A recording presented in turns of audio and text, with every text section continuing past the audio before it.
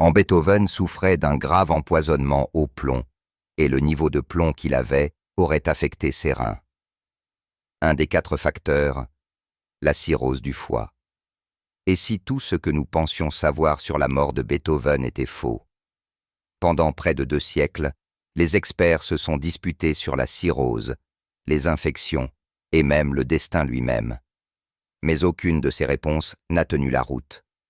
Aujourd'hui, l'analyse ADN forensique moderne est intervenue et les résultats sont plus que terrifiants. Cachée à l'intérieur des propres mèches de cheveux de Beethoven se trouvait une vérité qui, selon les journalistes, pourrait réécrire l'histoire de la musique elle-même. Ce n'est pas seulement une autre théorie, c'est de la science dure. Et ce qu'elle a révélé a stupéfié les historiens, les scientifiques et les fans. Restez à l'écoute, car le secret choquant derrière les derniers jours de Beethoven est sur le point d'être révélé. Le compositeur immortel. Quand les gens entendent le nom de Ludwig van Beethoven, ils ne pensent pas seulement à un compositeur. Ils pensent à une force de la nature. Sa musique est au cœur même de la civilisation occidentale. Jouée dans les salles de concert, étudiée dans les salles de classe et résonnant dans les moments de triomphe et de tragédie.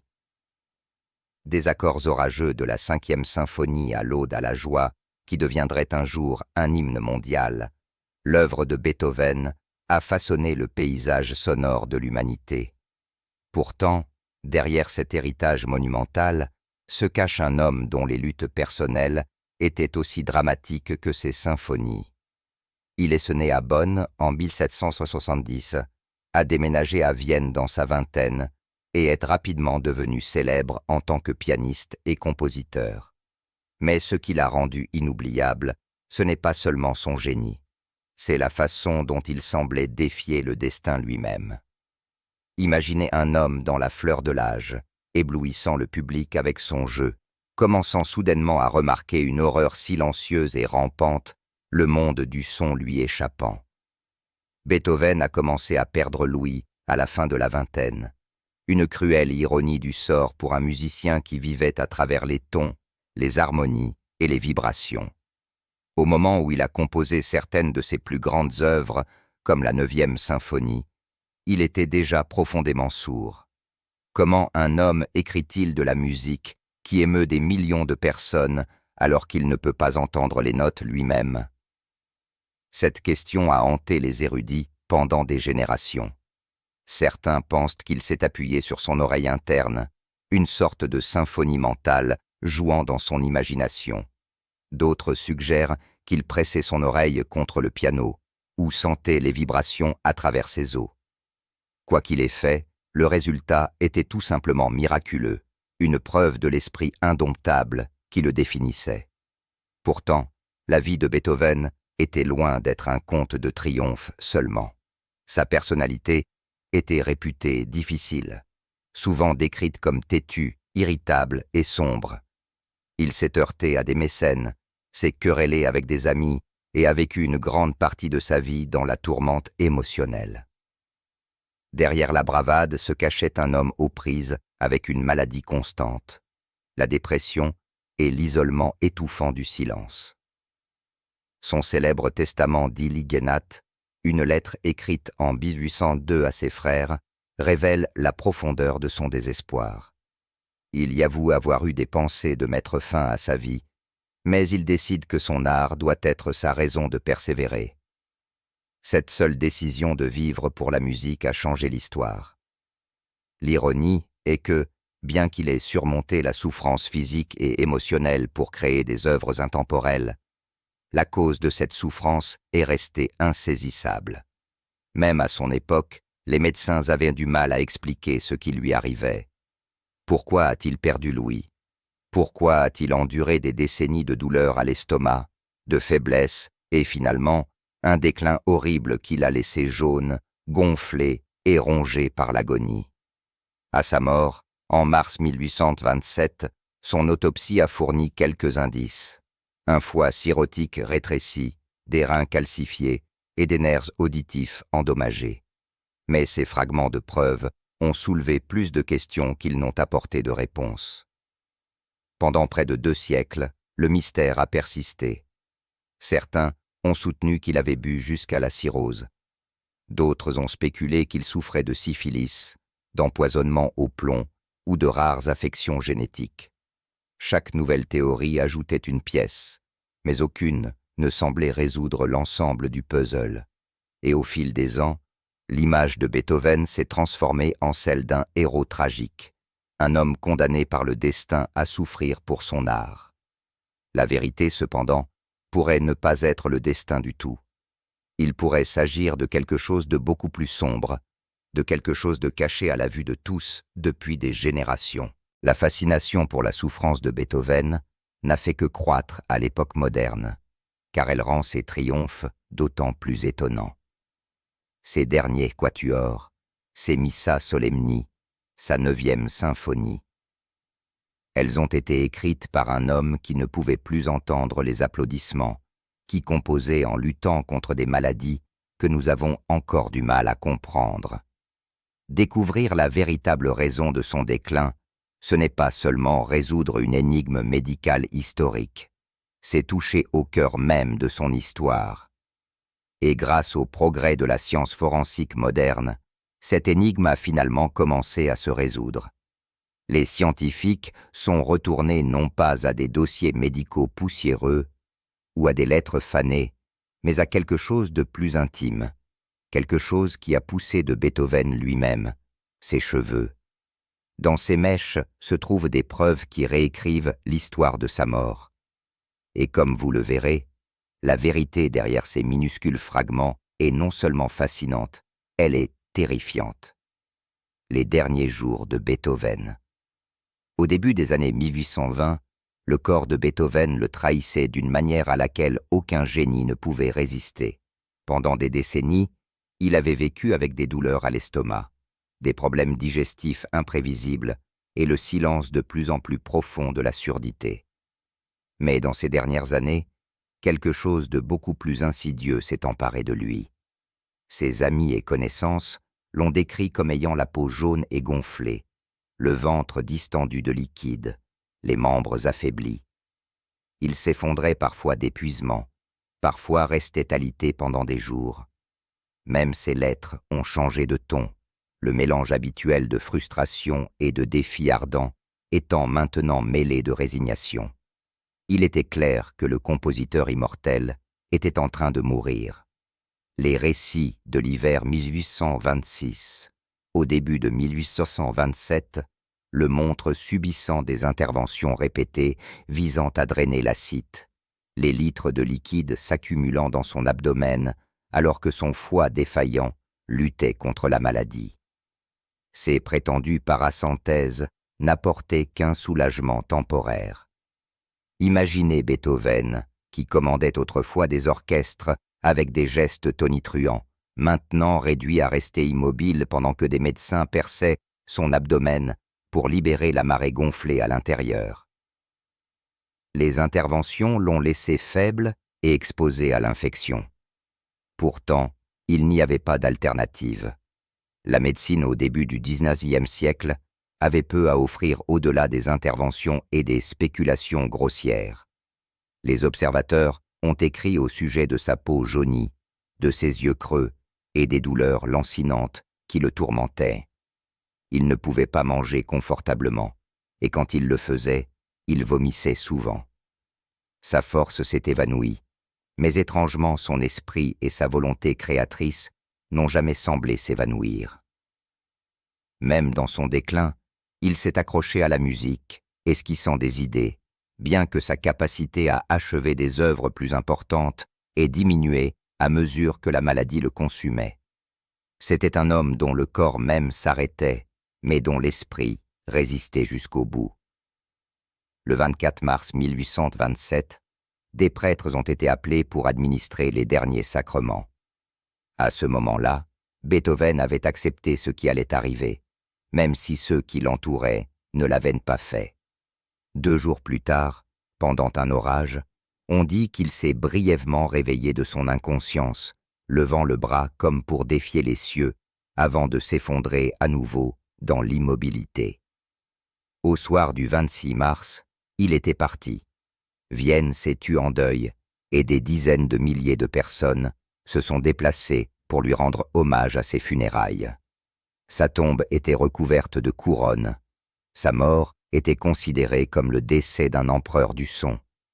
Mais la mort n'a pas apporté de clarté. En fait, elle a soulevé davantage de questions. L'autopsie pratiquée le lendemain a donné aux médecins une liste de résultats étranges et troublants. Son foie était rétréci, durci et profondément cicatrisé, l'image de la cirrhose. Les veines qui l'entouraient ont été élargies, ce qui suggère des années d'hypertension portale. Sa rate était gonflée, son pancréas ratatiné et ses reins parsemés de calcifications. Même son crâne semblait inhabituellement épais, un détail qui a amené les médecins plus tard à soupçonner des troubles osseux ou des toxines. Ses nerfs auditifs, qui devraient être sains chez un homme de 56 ans, étaient plutôt pâles et endommagés. Il n'était pas étonnant qu'il soit devenu sourd. Mais pourquoi s'était-il détérioré si gravement? Aucun de ces détails, à lui seul, ne fournissait une cause définitive de décès. La cirrhose suggérait une forte consommation d'alcool. Et en effet, Beethoven était connu pour apprécier le vin. Mais ses amis ont insisté sur le fait qu'il n'était pas un ivrogne imprudent, pas le genre d'homme qui se boirait jusqu'à la mort. Le vin seul pouvait-il expliquer des décennies d'agonie, de surdité et d'insuffisance organique? D'autres ont spéculé sur la syphilis, bien que les preuves soient minces. D'autres encore ont suggéré une maladie auto-immune, des infections ou même un empoisonnement mystérieux. Plus les gens étudiaient les documents, plus le mystère devenait embrouillé. Pendant près de 2 siècles, des érudits, des médecins et des mélomanes se sont disputés sur ses conclusions finales. Beethoven était-il victime de son style de vie ou d'un malheur génétique? A-t-il été lentement détruit par une toxine cachée? Ou son corps a-t-il été ravagé par une infection que personne ne pouvait identifier à l'époque? Chaque théorie avait du poids, mais aucune ne pouvait clore le dossier. Sa mort est restée une énigme, l'une des plus anciennes énigmes médicales de l'histoire. Pourtant, le destin avait conservé un étrange ensemble d'indices. Des mèches de ses cheveux coupés sur sa tête après sa mort, rangées par des admirateurs et transmises de génération en génération. Ces minuscules reliques, rejetées pendant des années comme des souvenirs sentimentaux, deviendraient la clé même pour répondre à l'énigme qui a déconcerté les médecins pendant des siècles. Personne dans cette pièce viennoise éclairée à la chandelle, le 26 mars 1827, n'aurait pu deviner que des siècles plus tard, la science scruterait ces mèches et découvrirait une vérité si troublante qu'elle nous obligerait à repenser tout ce que nous croyons sur la façon dont Beethoven a rencontré sa fin. Les cheveux qui ne mentiraient pas. Lorsque Beethoven est mort en 1827, des admirateurs se sont rassemblés autour de son corps sans vie, désespérés d'emporter un souvenir de l'homme qui avait ému le monde avec le son.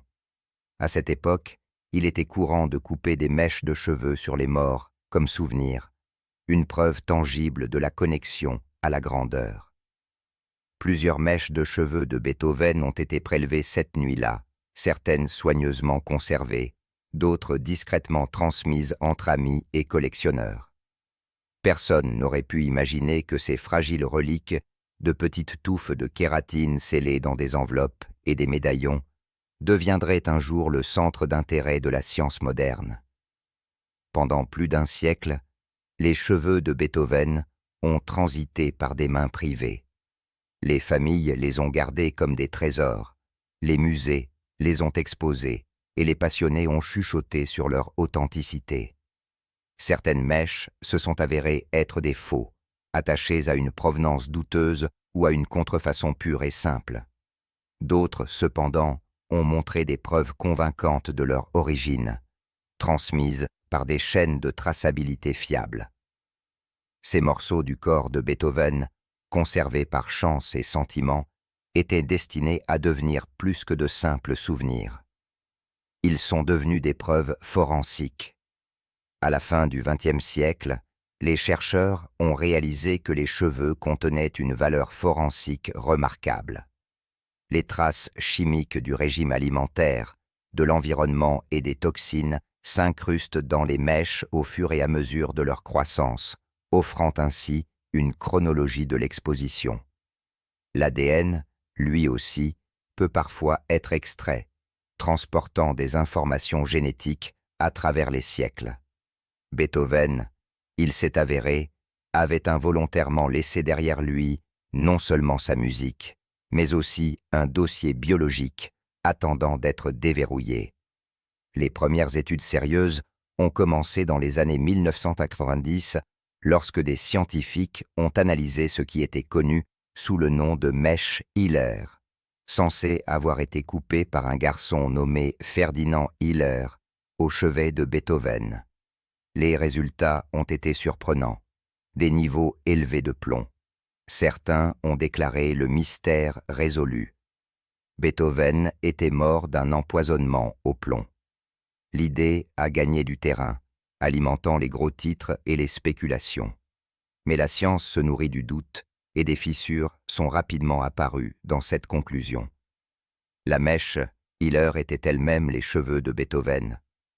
Des questions sur l'authenticité ont émergé avec des tests génétiques suggérant plus tard qu'elle pouvait appartenir à une femme. Si tel était le cas, le fondement de la théorie de l'empoisonnement au plomb s'est effondré. Il est devenu clair que tous les échantillons de cheveux ne pouvaient pas être considérés comme fiables et que seules les mèches les plus rigoureusement vérifiées importeraient. Cette prise de conscience a préparé le terrain pour une nouvelle vague d'enquêtes forensiques. Ces dernières années, des chercheurs ont soumis plusieurs mèches authentifiées à une analyse à la pointe de la technologie, séquençant le génome de Beethoven et mesurant les oligo-éléments intégrés à la kératine. Les résultats ont été stupéfiants. Son code génétique a révélé non seulement des prédispositions aux maladies du foie, mais aussi la présence d'ADN du virus de l'hépatite B, preuve qu'il avait été infecté dans ces derniers mois. Plus choquant encore, les signatures chimiques dans plusieurs mèches ont confirmé des concentrations vertigineuses de métaux lourds, en particulier de plomb. Contrairement à la mèche Hiller, qui était discutable, ces échantillons avaient une provenance impeccable. Les données ne pouvaient pas être écartées. Imaginez les implications. Chaque mèche de cheveux est comme une entrée de journal figée. Et Beethoven criait un avertissement à travers 2 siècles. Elles ont révélé que son corps avait été exposé de manière répétée et importante à des niveaux de plomb bien supérieurs à ce que quiconque pourrait considérer comme sûr. Ce n'était pas le genre de contamination de fond courante dans les années 1800. C'était aigu, persistant et destructeur. Le plomb, comme la science moderne nous le dit, endommage presque tous les systèmes du corps, le foie, les reins, le cerveau, le système nerveux. Il interfère avec l'ouïe, affaiblit les os et empoisonne le sang. Les maladies interminables de Beethoven, sa surdité, sa jaunisse, même sa mort atroce, ont toutes commencé à s'aligner de manière inquiétante sur le récit toxique raconté par ses cheveux. La découverte a relancé le débat. Des objets du quotidien comme le vin stocké dans des fûts doublés de plomb auraient-ils pu libérer un goutte-à-goutte constant de poison? S'agissait-il d'un traitement médical où des médecins l'ont involontairement dosé avec des remèdes à base de plomb? Ou y avait-il une autre source cachée que personne n'avait reconnue? Les cheveux n'ont pas répondu au comment, mais ils ont clairement indiqué une chose. Beethoven avait vécu et est mort sous l'ombre d'une exposition toxique. Ces mèches, autrefois symboles de deuil, étaient devenues des preuves de scènes de crime. Elles chuchotaient qu'un tueur silencieux était à l'œuvre dans la vie de Beethoven, une présence que ni lui ni ses médecins n'auraient pu détecter. Ce qui était autrefois considéré comme le destin ou une punition divine ressemblait maintenant de manière suspecte à une trahison environnementale. Et lorsque les scientifiques ont finalement reconstitué le puzzle, les résultats ont été si choquants que même les historiens les plus chevronnés ont dû s'arrêter et dire « C'est insensé ». Un secret toxique dévoilé. Pendant des décennies, les théories sur la mort de Beethoven ont tourbillonné comme des symphonies inachevées, chacune suggérant un coupable différent, mais aucune ne parvenant à un accord final. Était-ce la cirrhose due à une trop grande consommation de vin, une maladie vénérienne cachée, ou peut-être une rare maladie auto-immune? Les historiens ont argumenté, les médecins ont spéculé, et les biographes ont embelli.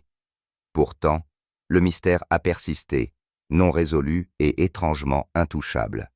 Puis est venu le moment où la science forensique moderne, armée du séquençage de l'ADN et de l'analyse chimique, a finalement ouvert la porte. Ce qu'elle a découvert était plus troublant que quiconque ne l'avait prévu.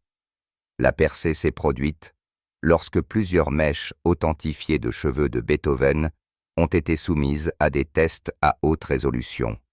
Contrairement aux mèches discutables qui avaient induit les chercheurs en erreur dans le passé, ces mèches avaient une provenance solide. Les scientifiques ont séquencé le génome de Beethoven et ont examiné les traces chimiques intégrées à la kératine. Ce qu'ils ont trouvé a choqué le monde. Les résultats ont révélé que Beethoven présentait des risques génétiques de maladies du foie et avait effectivement été infecté par l'hépatite B au cours des mois précédant sa mort. Mais ces conclusions, aussi dramatiques soient-elles, ont pâli en comparaison du secret toxique caché à la vue de tous. Les cheveux de Beethoven ont révélé des niveaux de plomb stupéfiants, des centaines de fois plus élevés que ce qui serait considéré comme normal aujourd'hui. Il ne s'agissait pas d'une contamination de fond, ni d'une trace passagère. C'était une preuve accablante d'un empoisonnement chronique répété. Les concentrations étaient si élevées que les chercheurs ont réalisé qu'il ne s'agissait pas simplement d'un effet secondaire malheureux des conditions de vie du XIXe siècle. Il s'agissait d'une exposition qui aurait ravagé ses organes, endommagé son ouïe et intensifié tous les symptômes qui l'avaient affligé. C'est ici que l'histoire a pris une tournure terrifiante. L'analyse ADN forensique a fait plus que simplement fournir un contexte génétique. Elle a porté le coup de grâce à des siècles de spéculation. Le mystère de la mort de Beethoven, longtemps enveloppé de mythes et de débats, avait enfin été résolu. L'analyse ADN forensique a finalement résolu le mystère de la mort de Beethoven. Et la vérité est terrifiante. Cette vérité est que l'un des plus grands compositeurs de l'histoire, un homme qui a fait à l'humanité le don d'une musique intemporelle, a probablement été lentement empoisonné par le monde même dans lequel il vivait. Les conclusions ont brossé le portrait d'un homme qui ne se battait pas seulement contre la surdité et le malheur génétique, mais qui endurait l'attaque incessante de métaux lourds. Le plomb attaque le système nerveux, compromet le foie et affaiblit le système immunitaire. Il peut même provoquer des sautes d'humeur, de l'irritabilité et de la dépression, des symptômes souvent décrits dans les lettres de Beethoven et par ses amis. Soudain, ses accès de rage, son tempérament erratique et son long déclin ont commencé à avoir un sens effrayant. La cause n'était pas simplement le destin, pas seulement la maladie, c'était du poison qui coulait dans son corps. Les scientifiques ne pouvaient pas désigner une source unique avec certitude, mais les théories sont obsédantes. Le vin, un aliment de base de la vie quotidienne de Beethoven, était souvent stocké ou sucré avec du plomb à son époque. Les médicaments prescrits pour ces maux d'estomac peuvent avoir contenu des composés toxiques. Même de simples récipients à boire ou des cosmétiques auraient pu délivrer des doses dangereuses. Quel que soit le chemin emprunté, le plomb est entré dans sa circulation sanguine et ne l'a jamais quitté, le paralysant lentement de l'intérieur. Lorsque les historiens ont lu les chiffres, lorsque le monde a entendu les conclusions, la réaction a été la même. C'est insensé. Pendant des siècles, nous avons imaginé les luttes de Beethoven comme de tragiques accidents de la biologie, la surdité comme une cruelle ironie, l'insuffisance hépatique comme le prix de l'indulgence. Mais maintenant, à travers le témoignage silencieux de ses cheveux, une réalité plus sombre émerge. La souffrance de Beethoven n'était pas seulement tragique, elle était évitable. Il a été détruit par des tueurs invisibles cachés dans sa vie quotidienne, des toxines que ses médecins ne comprenaient pas, des poisons que la médecine de son époque ne pouvait pas voir. Le romantisme du destin s'effondre sous le poids de la vérité forensique, et cette vérité, aussi terrifiante soit-elle, nous oblige à considérer Beethoven non seulement comme un héros de l'art, mais aussi comme une victime de l'environnement même qui l'entourait. Comment cela a-t-il pu arriver? Une fois le choc des conclusions forensiques passé, une question urgente a suivi. Comment Beethoven a-t-il pu être si fortement exposé au plomb encore et encore, jusqu'à ce que cela le consume? La réponse ne réside pas dans un seul moment d'empoisonnement, mais dans un monde où les toxines étaient partout, tissées discrètement dans la vie quotidienne. Au début du XIXe siècle, le plomb était considéré comme presque ordinaire. Le vin était un élément central de la routine de Beethoven, quelque chose qu'il buvait avec les repas et souvent en grande quantité lorsque des amis ou des visiteurs étaient présents. Mais le vin à Vienne n'était pas que du raisin fermenté. Il était souvent stocké dans des fûts scellés avec du plomb ou même sucré avec de l'acétate de plomb, parfois appelé sucre de plomb. Pour les oreilles modernes, l'idée semble absurde, mais pour les vignerons de l'époque, c'était une solution rapide pour le goût et la conservation. Chaque verre que Beethoven buvait pouvait être additionné d'une dose invisible de poison. Au fil des ans, ces doses se sont accumulées, atteignant les niveaux stupéfiants trouvés dans ses cheveux. Et le vin n'était qu'une partie de l'histoire. Les traitements médicaux de l'époque de Beethoven étaient primitifs, voire dangereux. Les médecins lui ont prescrit des remèdes pour ses douleurs d'estomac et ses fièvres interminables, qui contenaient probablement des métaux lourds, dont du plomb et du mercure. Ce qui était destiné à guérir n'a peut-être fait qu'aggraver sa souffrance. Une théorie effrayante suggère que dans ces derniers mois, lorsque son corps s'est gonflé de liquide et que les médecins ont tenté des interventions désespérées, il a peut-être reçu des traitements qui ont accéléré le déclin même qu'ils essayaient d'arrêter. Il y avait d'autres possibilités aussi. Les ustensiles de tous les jours, les plats en étain et même les cosmétiques utilisés par son entourage pouvaient libérer du plomb.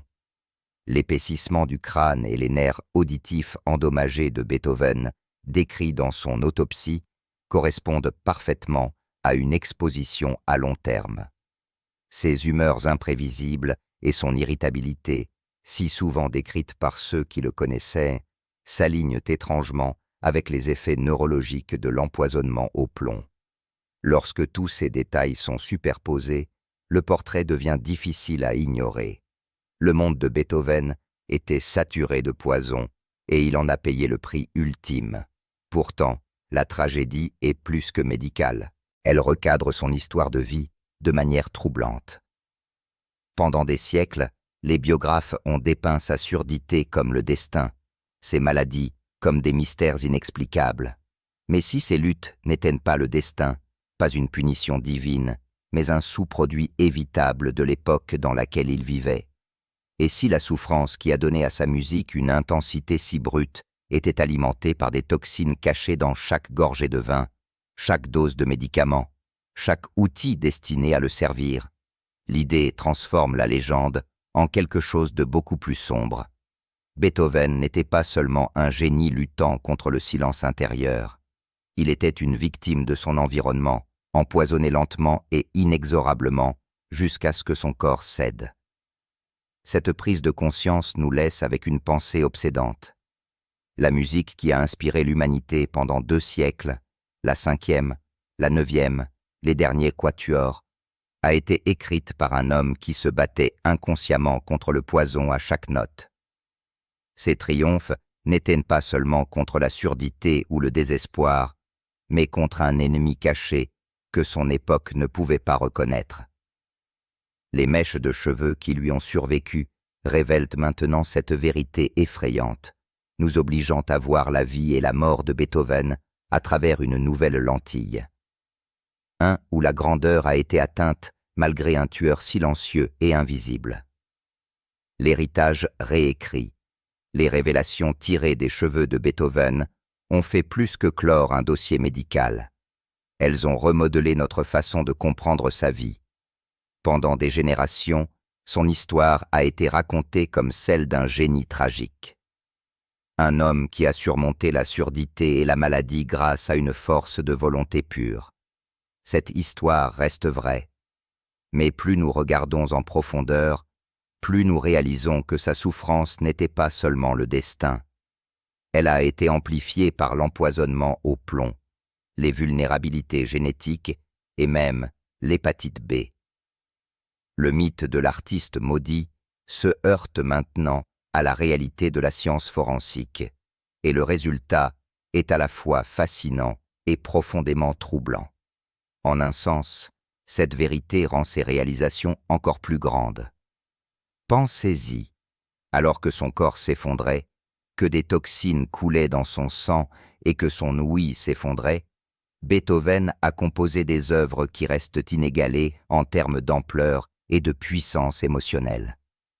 Sa 9e symphonie, avec son appel à la fraternité universelle, est née dans le silence et dans la douleur. Les derniers quatuors, si audacieux et introspectifs, proviennent d'un homme qui se désintégrait littéralement de l'intérieur. La révélation qu'il a été empoisonné à son insu ajoute une nouvelle dimension à cette défiance. Un rappel que sa musique n'était pas seulement du génie, mais une résistance contre des forces qu'il ne pouvait jamais nommer. Les conclusions servent également de mise en garde. L'histoire est remplie de vies interrompues ou déformées par des toxines que nous considérions autrefois comme inoffensives. L'histoire de Beethoven nous rappelle à quel point la grandeur peut être fragile. Comment les plus petits dangers invisibles peuvent modifier le cours de la culture elle-même. Sans plomb dans son vin ou ses médicaments, sans infection virale aggravant les dommages, il aurait peut-être vécu plus longtemps, écrit davantage, donné au monde des trésors encore plus grands. Au lieu de cela, sa vie s'est terminée à 56 ans, et le monde s'est demandé ce qu'il aurait pu accomplir d'autre. Analyse ADN forensique a finalement résolu le mystère de la mort de Beethoven, et la vérité est terrifiante. Les preuves nous montrent un homme détruit par une combinaison de génie, de biologie et de trahison de son propre âge. Pourtant, à la fin, son héritage reste intact. La musique qu'il a laissée derrière lui nous emporte au-delà du silence qu'il a enduré, résonnant à travers les siècles comme une preuve que, même face à une souffrance inimaginable, la beauté peut prévaloir. Si Beethoven a créé certaines des plus grandes musiques de l'histoire, tout en luttant inconsciemment contre l'empoisonnement au plomb, la surdité et la maladie, combien plus aurait-il pu accomplir s'il avait vécu sans une telle souffrance cachée? Dites-le nous dans les commentaires.